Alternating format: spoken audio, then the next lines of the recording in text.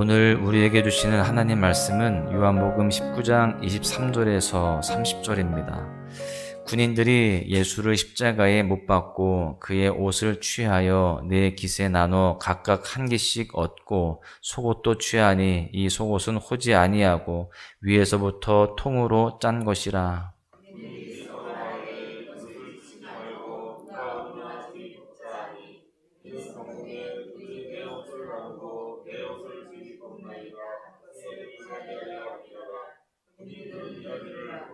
예수의 십자가 곁에는 그의 어머니와 이모와 글로바의 아내 마리아와 막달라 마리아가 섰는지라.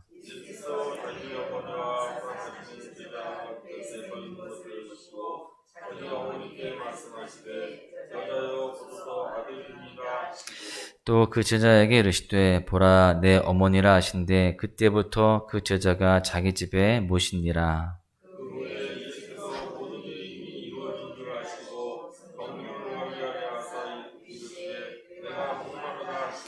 거기 신포도주가 가득히 담긴 그릇이 있는지라. 사람들이 신포도주를 적신 해면을 우슬초에 메어 예수의 입에 대니 예수께서 신포도주를 받으신 후에 이르시되 다 이루었다 하시고 머리를 숙이니 영혼이 떠나가시니라. 아멘. 성도는요, 모든 상황 속에서 하나님의 은혜를 고백할 수 있어야 됩니다. 때때로 그 상황이 이해가 되지 않고 감당하기 힘들 만큼 어려움이 있을 때에도 그 안에서 하나님께서 주신 은혜를 찾을 수만 있다라고 한다면 그 사람은 그 믿음으로 인하여서 행복을 경험할 수 있고 참된 소망을 누릴 수가 있는 것입니다. 오늘 본문을 통해서 인간의 이성으로는 가장 이해가 되지 않고 받아들여지지 않는 순간, 2000년 전에 골고다 언덕의 그 상황 속에서 우리가 누릴 수 있는 은혜가 무엇인지를 함께 살펴보고자 합니다. 예수 그리스도께서 십자가 달리신 그 현장이 왜 은혜 현장인지를 같이 나누고자 하는데요. 첫 번째는 말씀이 성취되는 현장이기 때문에 그렇습니다. 예수님께서 십자가에 달리신 그 골고다 언덕이 우리에게 감격스럽게 다가오는 이유는 그 모든 순간이 성경에 예언이 이루어지는, 말씀이 성취되는 현장이기 때문이다라고 하는 것입니다. 군인들이 예수님을 십자가에 못 박은 이후에 예수님의 옷을 취하게 되죠. 네 깃에 나눠서 4명의 병사가 한 깃씩 얻고 속옷도 그들이 취합니다. 처참한 형벌을 받으시는 예수님 앞에서 군인들의 관심은 옷에만 있었습니다. 그런데 성경이 그 모습에 대해서 어떻게 평가하는가를 보니까요. 본문 24절에 보십시오. 군인들이 서로 말하되 이것을 찢지 말고 누가 얻나 제비 뽑자 하니 이는 성경에 그들이 내 옷을 나누고 내 옷을 제비 뽑나이다 한 것을 응하게 하려 함이로라. 예수님의 옷을 나누는 것에만 관심이 있던 군인들의 행동은요. 시편 22편 18절에 저희가 내 옷을 나누고 내 옷을 제비 뽑나이다 하신 그 말씀이 이루어지게 하였습니다. 여기만이 아닙니다. 28절의 말씀을 보십시오.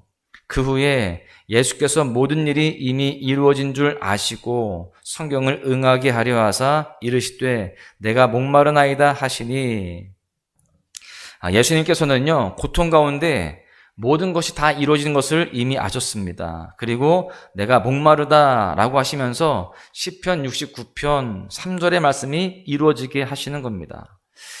그 당시 예수님에 대한 십자가 처형이 집행되는 순간에 이 상황을 누가 다 이해하고 알 수 있었겠습니까? 예수님의 제자들도 또 가까이 있었던 여인들도 그러한 것들을 다 몰랐을 겁니다.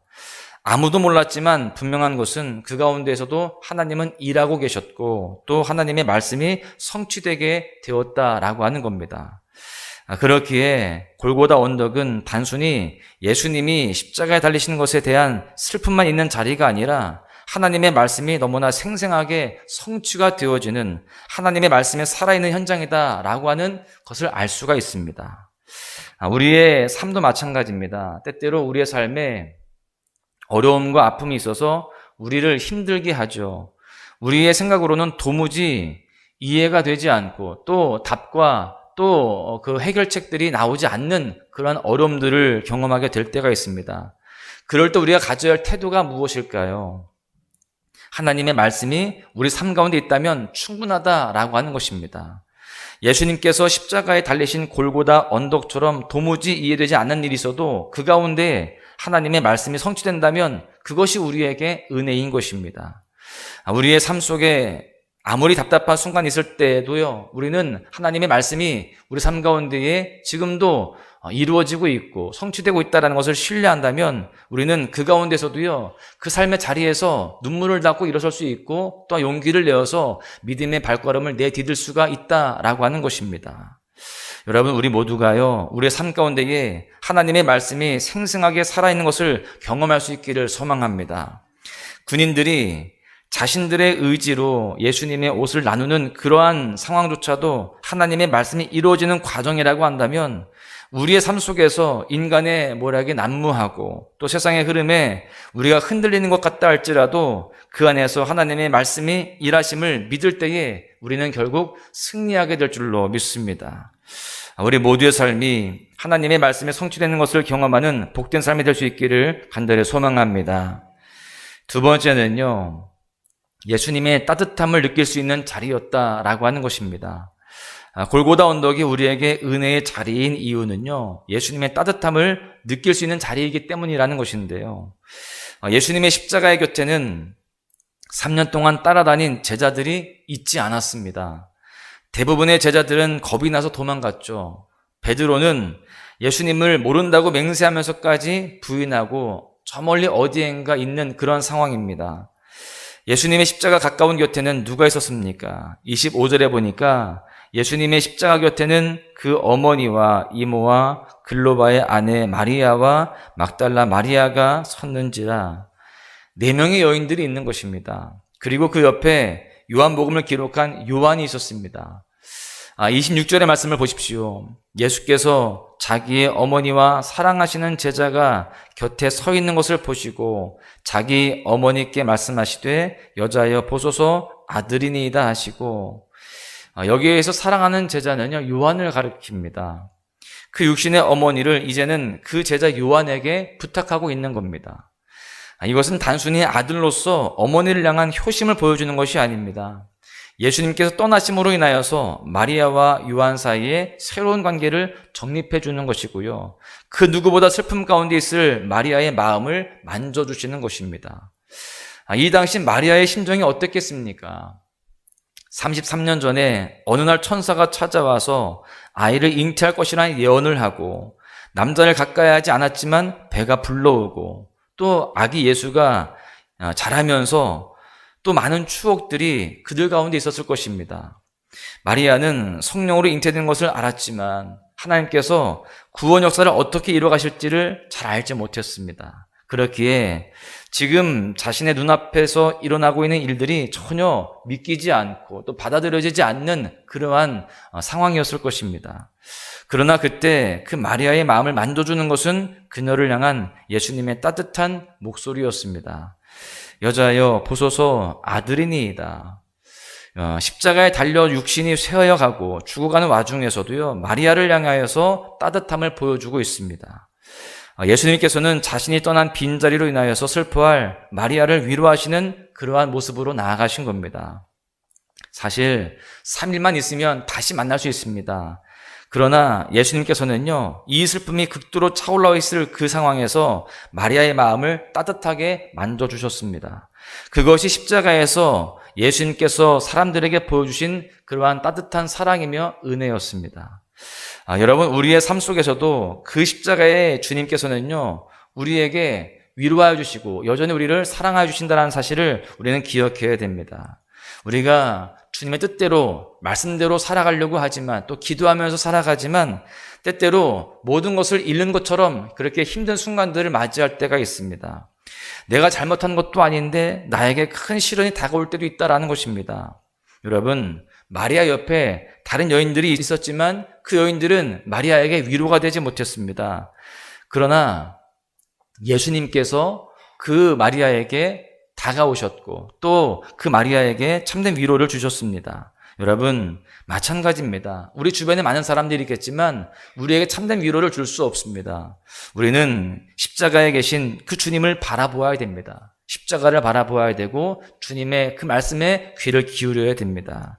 그럴 때에 그 십자가의 주님께서 우리의 가장 약한 그런 부분들을 다 아시고 위로하여 주시며 그 가운데 우리에게 소망을 주실 줄로 믿습니다. 이사야 53장 5절에 보십시오. 그가 찔림은 우리의 허물 때문이요 그가 상함은 우리의 죄악 때문이라. 그가 징계를 받음으로 우리는 평화를 누리고 그가 채찍에 맞음으로 우리는 나음을 받았도다. 우리는 연약하고 또 우리는 죄악 가운데 살아갑니다. 그러나 우리가 그 주님을 바라볼 때, 십자가의 그 예수님을 의지할 때에 주님은요, 우리의 모든 연약함과 우리의 모든 죄악들을 다 따뜻하게 덮어주시는 줄로 믿습니다. 우리 모두가 삶 속에서 십자가상에 주님께서 주시는 따뜻한 위로와 참된 소망을 맛볼 수 있기를 간절히 소망합니다. 말씀을 정리하는데요. 십자가는 기쁨의 자리는 아닙니다. 슬픔과 고통의 자리죠. 그렇지만 그 자리 역시 은혜의 자리임을 우리는 분명히 알 수 있습니다. 말씀이 성취되는 자리이기 때문입니다. 그리고요, 또한 약한 자들을 향한 예수님의 따뜻함이 보이는 자리이기 때문입니다. 그렇기에 십자가를 우리를 위한 십자가로 받아들임으로 말미암아 우리가 그 십자가의 은혜 속에서 우리도 말씀이 성취되어짐을 경험하고 또한 약한 우리를 향한 주님의 따뜻함을 경험할 수 있는 그러한 모습들 될 수 있기를 간절히 소망합니다.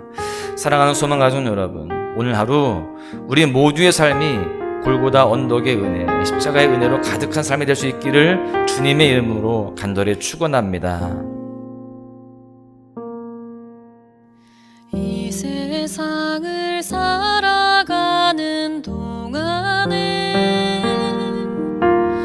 나의 힘을 의지할 수 없으니 기도하고 낙심하지 말 것은 주께서 참 소망이 되심이라.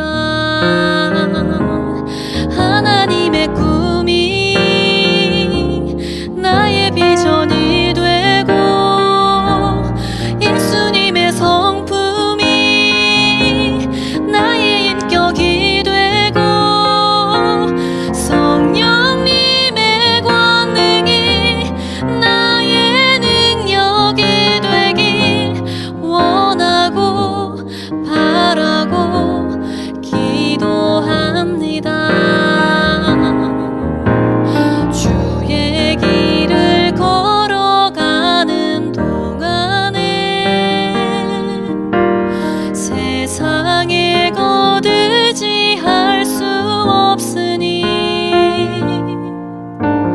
감사하고 낙심하지 말 것은 주께서 참